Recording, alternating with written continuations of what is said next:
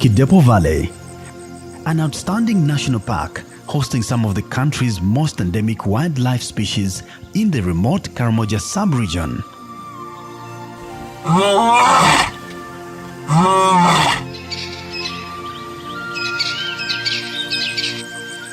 A habitat to the African big game flightless birds and fastest land mammal, the cheetah. Its lifeline lies at the mercy of two dry rivers gliding through the savanna.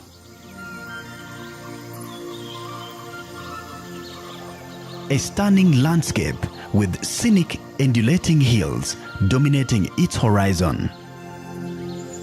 This untouched wilderness preserves a unique ambience and an authentic African wildlife experience to its visitors.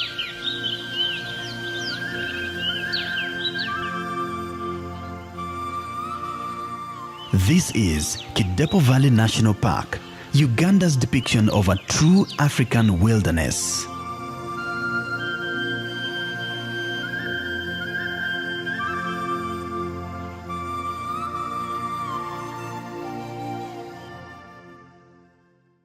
At the extreme northeastern corner of Uganda lies Kidepo Valley National Park, the country's third largest but most secluded national park.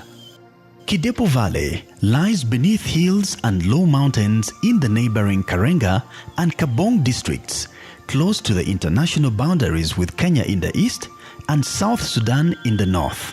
It is the farthest national park from the capital city of Kampala, accessible by road and air from all corners of the country at all times. From Kampala, the capital city, up to Kidepo, you have 2 or 3 options. First option of about 600 kilometers is through Karuma, Guru, Kitugum. And from Kitugum up to here Kidepo, it's about 130 kilometers of Maram Road. The rest of about 470 kilometers using that route is tarmac. You can use the eastern route, that is from Kampala, Jinja, Mbare.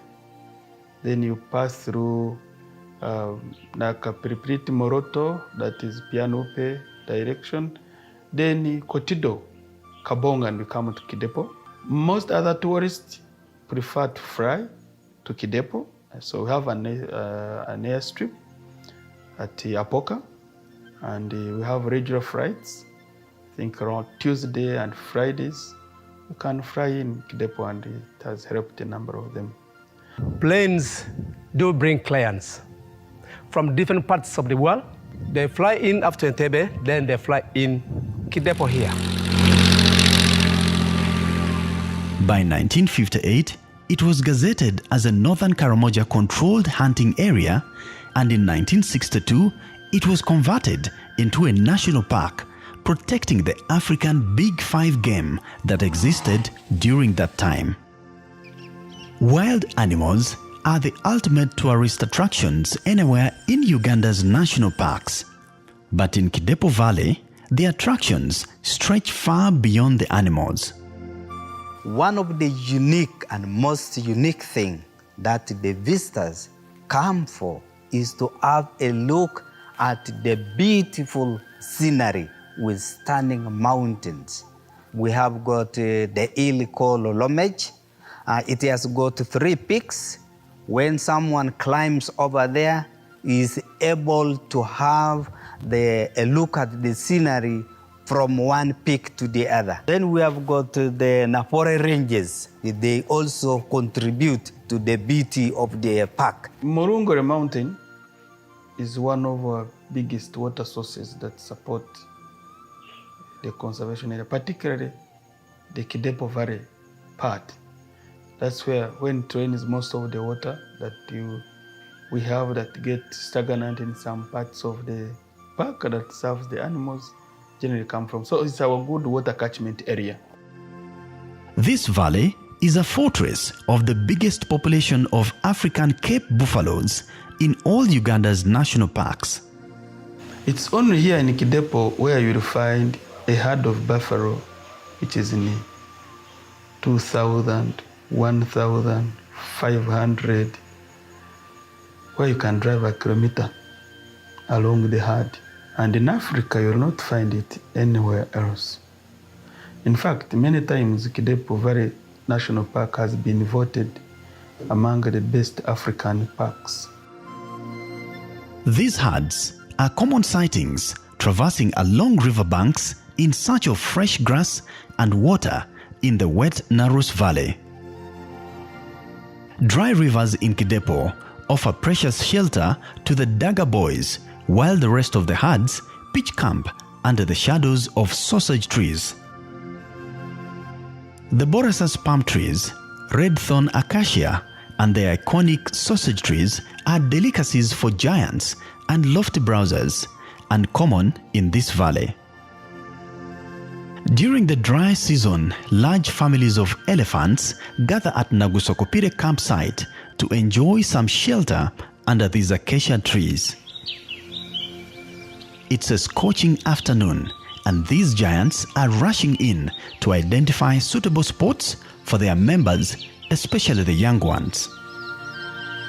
The calves will spend much of the afternoon resting, while the rest of the members feed in open grasslands close enough for their maximum protection. This will enable them regain some energy before embarking on longer journeys in search of water. Kidepo is an expansive valley covering 1,442 square kilometers with a quick and unique impression of its wilderness to the visitors. Kidepo is known as the true wilderness place that you can find in Uganda. Pure savanna grassland, pure savanna woodland. The scenery, the hills surrounding Kidepo. Very few roads, public roads. Very few communities that you'll find in the park. Big herds of buffaloes and elephants. The Narus unique valley. The sunset and sunrise, the way it peaks and comes out. Your eyes can see far in horizons without any other physical features interrupting you. So you cannot find those anywhere else. The very reason they call us that this is the true wilderness. I'm very happy to sit here, and apes are running around everywhere. It's so nice. It's like a dream is coming true, like since I'm a kid. Even we crossed the gate and then there were herds of buffaloes, and it was so overwhelming to see a huge herd just 2 meters next to us.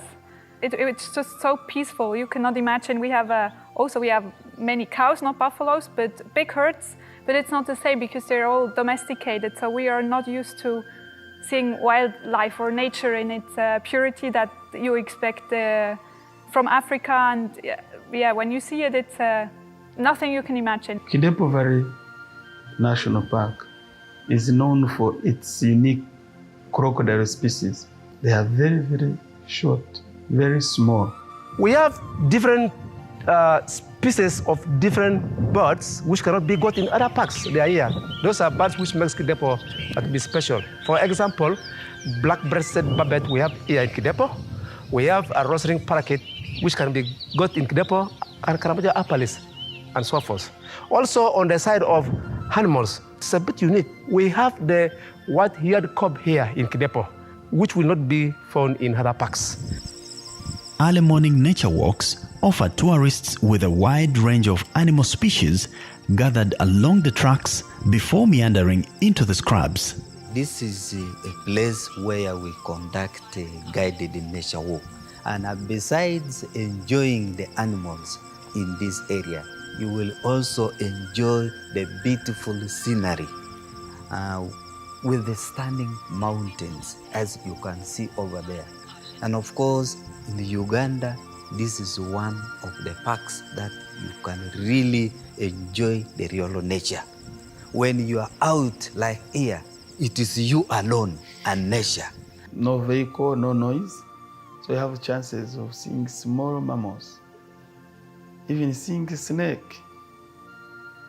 even seeing a leopard that otherwise would be hidden. So we believe the nature walks are aimed at increasing those chances, and largely like birding is done through that arrangement. We walk in the wild with them amid these animals to see or have that experience of walking in between the wild animals. To maintain the status of a true wilderness, limited tracks were opened for game drives, but still offering stunning views of wild beauty well worth discovering.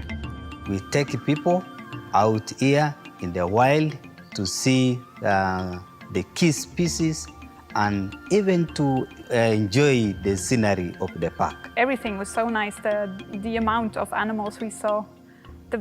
Also the way they watch out for each other. That was even the buffaloes and the zebras. The zebras, I also liked them. So many different animals stay in different groups, but they all together. They don't fight. They just grazing and chilling and walking around. It was really mind-blowing the first time we see. Kidepo Valley National Park is dissected by several dry rivers in both Kidepo and Narus valleys. The Narus Valley in the south is about a quarter of the park, despite hosting the majority of wild animals in Kidepo.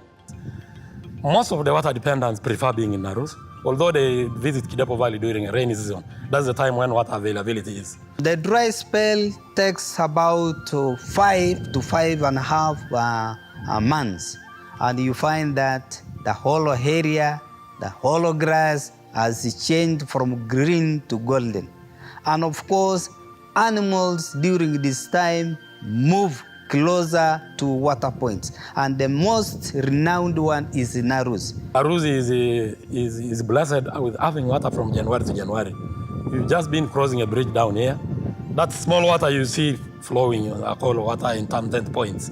This water does not dry, so it holds the biggest number of animals. You find elephants, find giraffes, you find buffaloes, zebras. You can also find cats laying ambushes at the water point because they know that is the only water point where the animals can come and take water from. The valley is home to Narus River, the park's lifeline and the only permanent water source throughout the year. Rothschild giraffes are the tallest mammals in this valley and one of the key species under 24-hour surveillance.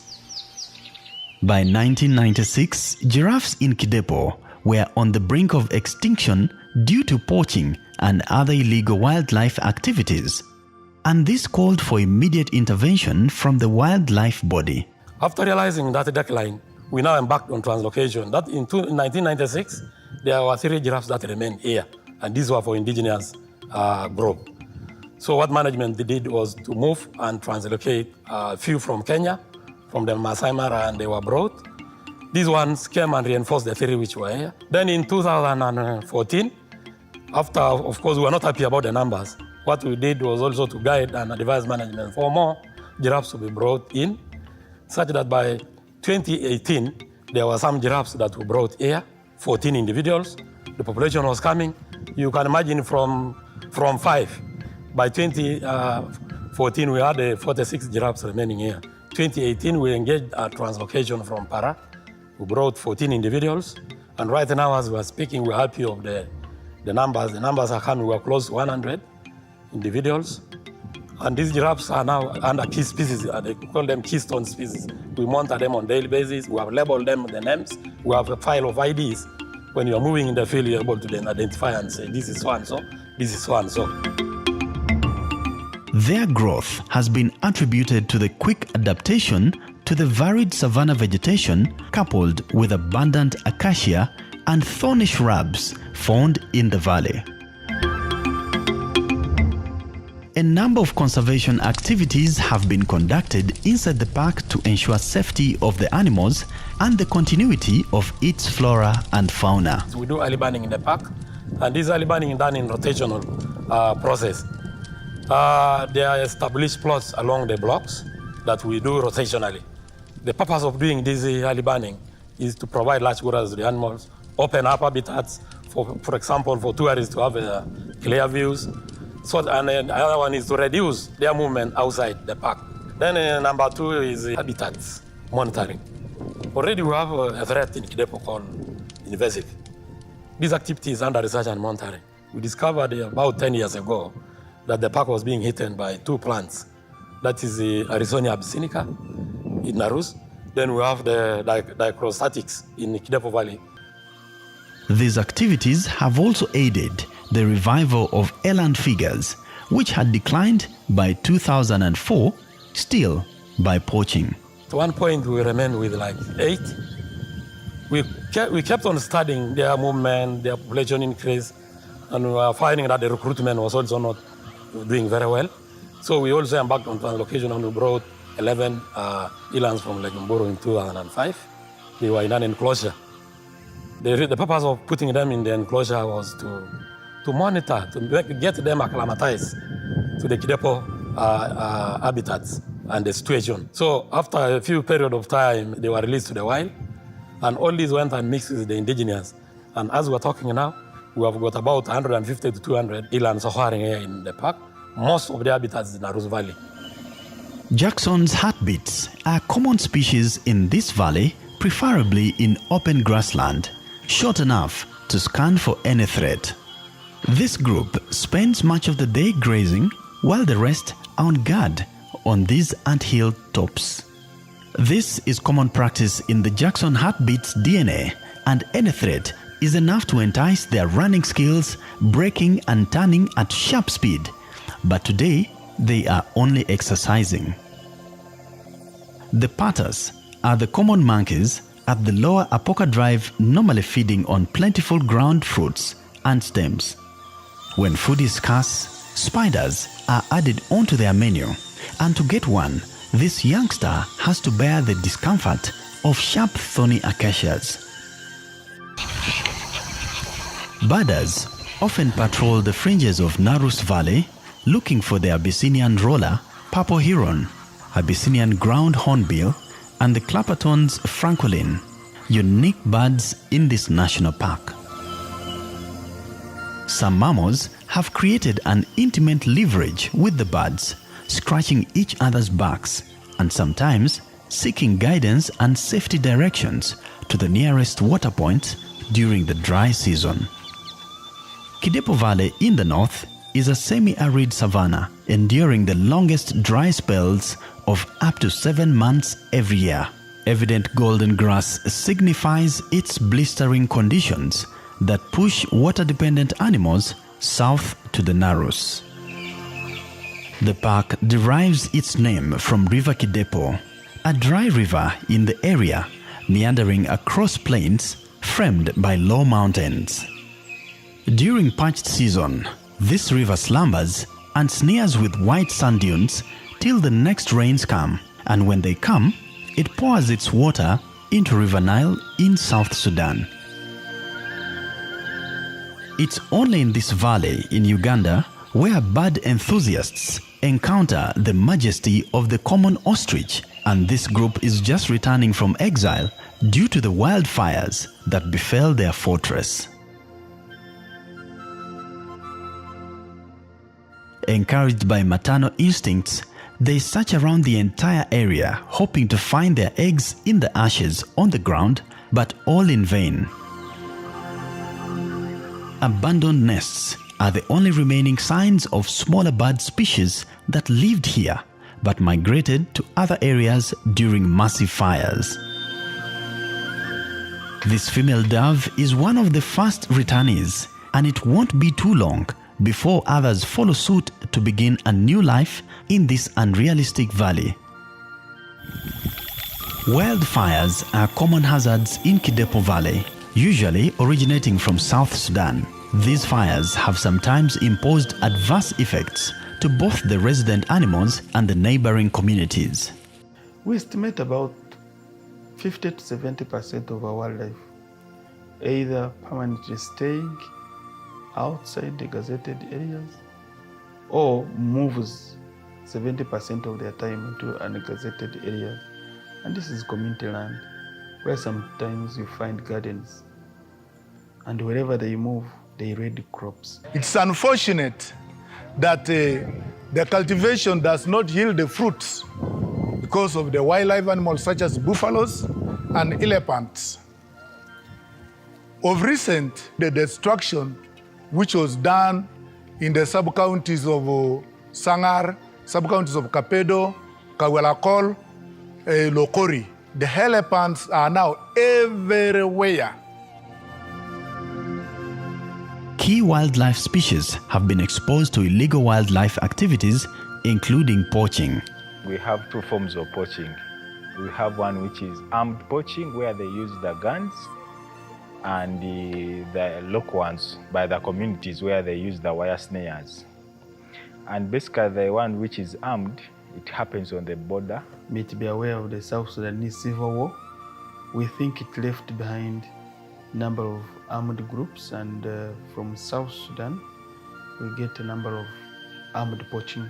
And when it's a dry season, across the boundary neighboring now communities in Kidepo is where we get the forms of wire snares, where the community set wire snares and wheat traps. Unfortunately, sometimes those traps, the wheel traps, the snares, end up getting some of the species that may not be target poachers, like lions, leopards, or hyenas.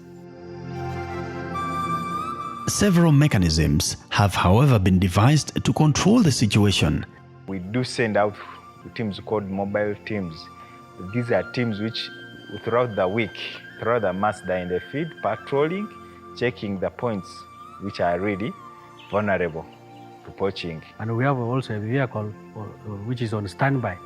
In case there is an alarm from the communities, the standby force has to make sure they respond immediately to rescue whatever is going on. We've set up satellite outposts, like in Tikao, in Kitgum, Kaket, in Yagago, Katmango, in Abim, Sidok, in Kabong, which are far away from the conservation areas, but mainly to respond to the community complaints. We also involve the communities to come inside the park, to share with us, to make sure they feel that this park belongs to them. We handle human-wildlife conflicts. Human-wildlife conflict is one of the activities that when these animals stray out from the park, they go and do a lot of damage in the community land by crop raids. Everything is being done to support other initiatives to ensure that we reduce human-wildlife conflict, like recruitment of scouts. We shared that we have about 400 scouts that are distributed across the 6 districts, mainly to support Uganda Wildlife Authority. This part of the park is surrounded by communities that keep wanting to encroach on the park for cultivation and other transgressions. We have a place like Krau where there's gold in the rainy season. There's a lot of where communities from Kabong and Karenga district invade the park for gold mining. It's one of the biggest threats during the rainy season. Another one is encroachment along the boundary where the communities tend to invade it illegally. But the biggest one is what is happening in the region, the cattle riding. These communities, both from Uganda and South Sudan, they use the park as their movement corridor. Recurring land disputes between the park and its neighboring communities have also existed for years and have consequently retarded its expansion programs. For example, where we had the communities of Kacheri in Kotido attempting to encroach Karenga Community Wildlife Area, and others in Kitgum attempting to encroach also Karenga Community Wildlife Area.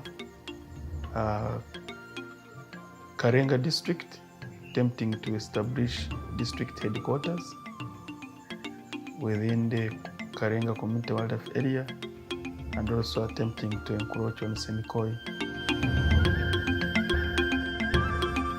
This part of the country had been torn apart by tribal conflicts within the communities, political instabilities from South Sudan, and cattle rustling through its porous borders. This had threatened safety of tourists, but now the situation is under control. We have the cattle rustlers from the Sudan who come in the nearby sub-counties to grab their goats, their cows, like in Kawalakol, Lokori, and at times Karenga. So the rangers who are deployed inside the park try to intervene and make sure they recover the animals. So the communities really feel that if this park would exist, it would be something that is beneficial to them. And while you are in the park, any tourist, you are 100% safe in the hands of our competent rangers who will always be with you and guard you against any possible threats, be it an animal. Some animals are dangerous, and we've not had any incident of a tourist in Kidepo have had any challenges. We work together with our sister force, that is police. They have a unit of tourism police where they have provided tourism police at all lodges to provide the security of the clients. Parched weather conditions and cattle rustling have kept some Kidepo communities in absolute poverty, despite their agricultural background. They may have to continuously rely on the park for their social and economic activities. We do community conservation activities, and some of them include educating the public. We bring in schools for education and awareness, and we visit schools outside. I was employed by one of the lodges inside the Kidepo Valley. That's Apoka Safari Lodge. And that's one of the benefits. And we make sure they also benefit out from the revenue sharing that we collect from the gates. We've so far raised close to 1 billion, and it depends on the number of visitations. Every visitor, the gate entrance fee, 20%, is pulled together under revenue sharing account, and regularly we invite those proposals through established procedures under the revenue sharing guidance, and we've released various amounts of money. We also have a clinic. We build it out of the donation of the tourists that come from the park. You know, the local people make crafts, and these crafts, when the tourists come, they buy and then they support people. The money they leave there support the people. Accommodation facilities inside the park are located in the wildlife-rich Narus Valley, and here, animals stay within the vicinity of the visitors. Most incoming vehicles are subjected to security checks by this troop, while others find precious time for grooming under the shadows of the bandas. A number of eco-friendly, high-end facilities have been erected along forested hilltops overlooking the expansive plains down in the valley. We have our Apoka hostel, which can take up about 60 tourists per day. And the prices are generally friendly, be it for accommodation, be it at the restaurant. And this in the middle of the national park, where you enjoy a lot before even you reach it. Just within the park, again, we have Apoka Lodge, famous for a long time to host high-end tourists. We have other lodges coming up within the park. For example, we have Lonomoi, will be having capacity of about 10 and also high-end. We've had a number of business entrepreneurs who have chosen to put up lodges outside the national park, but close to the park. So we think any other tourist out there still has an opportunity to have a bed. Visitors are also treated to the unique Karamojong culture, including their dances, costumes, and traditional housing units known as the Manyata. Have very, very unique culture, the Kajongs. They rear livestock, and some do crop farming. But the Karamoja culture is unique for Kidepo. You will not find any other Karamoja culture in other land. And we think we are proud to be associated with that kind of culture of resilience, of hardened people who are able to challenge every other situation that comes their way. The resilience and fearless character of Kidepo has maintained its glory, and now it's on course to recovery path to reclaim its ideal status of being home to African Big Five game, a position it once held in 1970s when the area had rhinos. As a first line of defense, it has strongly shielded its neighbors from the external attacks, civil and tribal conflicts in the north, a leverage being carried on for generations to come. With this sanity, accessibility remains the ultimate achievement to increase the number of visitors to Kidepo Valley National Park, Uganda's true African wilderness.